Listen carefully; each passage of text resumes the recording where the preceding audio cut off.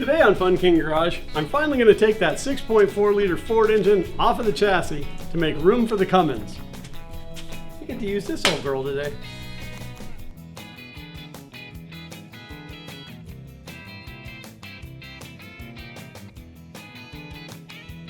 I'm removing the belt for a couple of reasons. The air conditioning compressor needs to be unbolted so that I can get to the air conditioning lines. Even though it's already been evacuated, it's much easier to unbolt all of that with the compressor off the side of the engine. But really it's got to come off because I also need to get the power steering pump off. There is a ton of hardware removal on a project like this, and sometimes I have a hard time keeping track of stuff. So what I figured out was Ziploc bag and Sharpie. Absolutely your best friend in something like this. It felt like I was wrenching on everything. It also felt like everything I wrenched on leaked a fluid somewhere.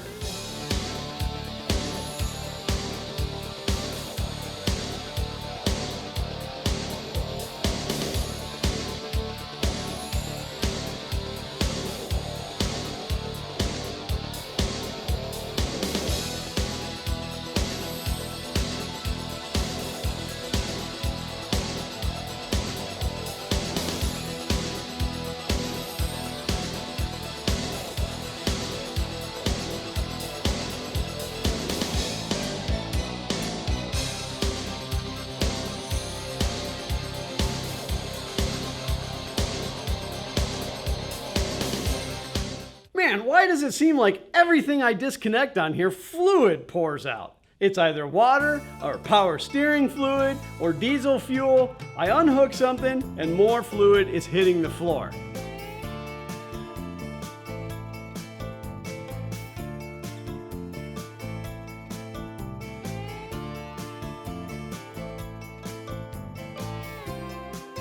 $30 bags of cat litter! 30! To get the engine out, I got to get the downpipe off. Ties the motor down to the exhaust system, and it'll be in the way when I go to pull the engine out.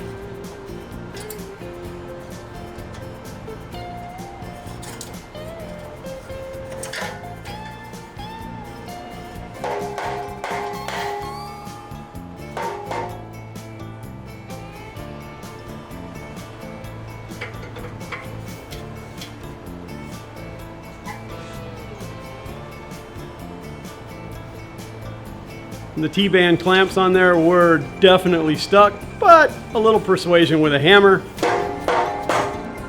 and they release, and that downpipe can come out.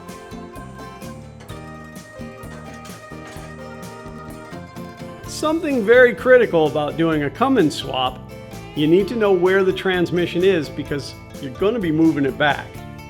So in my case, I'm going to use a framing square and mark the frame exactly where the transmission stops.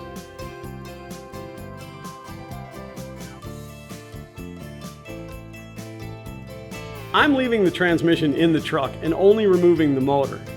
But to do that, the two have to be separated, which means all the bell housing bolts have to come out.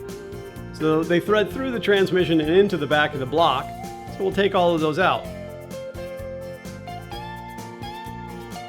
The biggest issue I'm having with the engine mounts is the large bolts that run through them that technically tie the two halves together.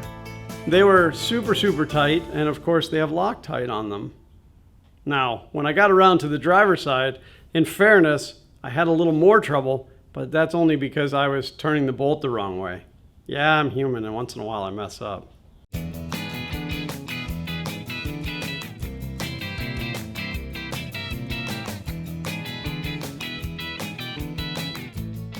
So I'm ready to pull the engine, and that's when I find out, to the best of my knowledge, that starting with the 6 liter and then into the 6.4 liter, you need a special tool to pull the engine. That tool is sold by Ford and costs an arm and a leg, and it's really nothing more than a hook point for a chain. So I put some thought into it, and I've decided that I want to build a spreader bar. I'm able to bolt the chain to the back passenger side head, but I need something that's going to keep the pressure of the chain off the engine. A couple days of thinking, I came up with Unistrut. The Unistrut is going to allow me to build a spreader bar to keep the pressure off those critical parts. I want something to back that up, so I'm going to use these clamps that are made for these. They're actually made to clamp it to an I-beam, but that will back that up so that it can't tear through. Now it's time to lift this beast of an engine out of here. There's no little fastener. Every time I do an engine pull, it's almost like doing the first one. You never want to rush through it, not because you're enjoying the experience, but because a lot of things could go wrong very quickly. I'm very meticulous about moving it only little bits at a time, double checking to make sure that everything is disconnected, that nothing is going to fall or tumble, or you're not going to knock your transmission off of its support. Separating the engine from the transmission is not always an easy walk in the park type thing. Again, with 73,000 miles, everything has been stuck there since the factory. They've never been separated since they were put together to begin with. I use a jack underneath the transmission just to adjust its angle, and sometimes a pry bar in between the engine and transmission to get them to separate. Do be careful though. That's a lot of aluminum in there that would be easy to break.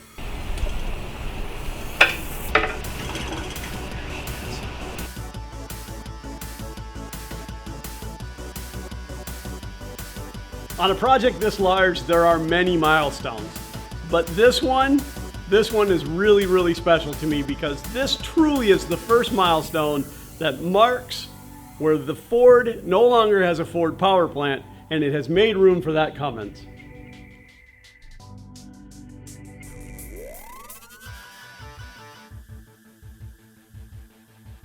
It's taken a few attempts to get this engine out, but it's a Cummins, or at least it will be.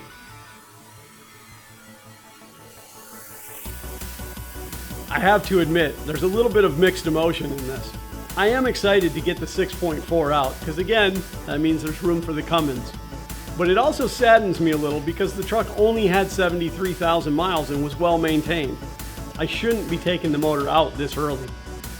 But it is what it is, and now the excitement comes of turning it into a Fummins.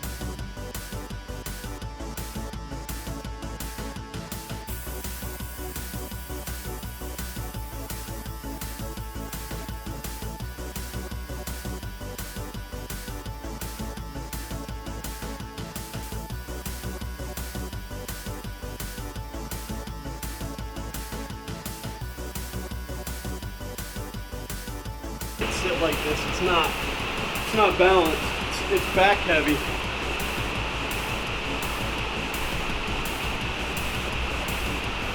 I don't really want to put anything under the pan, and I can't get it forward enough to put it underneath back here, so I'm going to have to take some measurements. And of course this one's not perfectly rectangular like the Cummins. With this monster of an engine out of there, and it is a monster, it is quite large and very heavy, storage was going to be an issue as well. I didn't want to try to put it onto an engine stand, so I did the same thing that I did with the Cummins engine, and I built this wooden box for it and set the 6.4 down onto the wooden box. It's good and stable, it isn't going anywhere, and it's a relatively cheap solution. So the engine is out, and here she is in all of her glory. But sadly, that also brings us to the end of this episode. I appreciate you all for watching. I'd love for you to subscribe, ring the bell for notifications, and those thumbs up are always appreciated as well. But for now, it's time for me to hit the road because adventures await.